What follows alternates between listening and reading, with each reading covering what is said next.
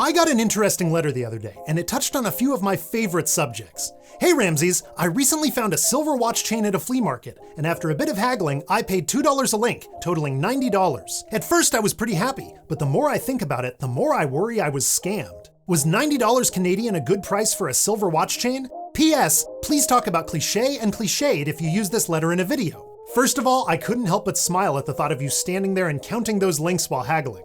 Honestly, it sounds like something that I'd do. Let's cover that last part first though. Cliché is a noun and cliched is an adjective.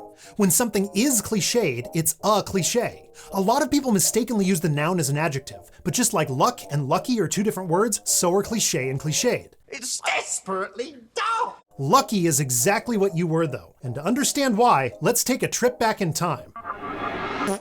Humans have been making chains for millennia, and we've been wearing them as jewelry for just as long. The idea of individual links being worth a certain amount actually has some historical precedence too, since back in the late Middle Ages and the Renaissance, it was fashionable to wear your wealth as a kind of visible wallet. If you didn't have any cash on hand, you could pay for things with pieces of your necklace. So by necessity, those chains were both simple and effectively identical to one another.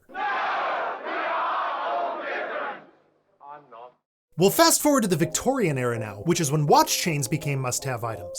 They had technically been in use since the 1500s, but since watches themselves were more ornamental than functional back then, they weren't nearly as popular as they would be later. As timekeeping technology improved, pocket watches became more common.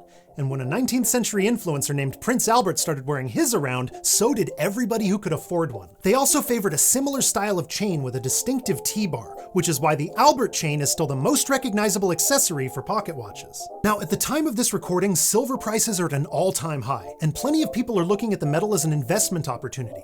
A chain like this typically weighs between 20 and 40 grams though, so $2 a link might still seem expensive, at least until you look beyond the metal value. See, prior to about 1860, there weren't any machines that could automatically churn out chains, and even after those machines were invented, most people still preferred the handmade variety. What's more, if a watch chain was made in England, it's worth looking at closely, because every one of those links was individually assayed and stamped. Put simply, you didn't just buy a silver trinket, you bought a work of art.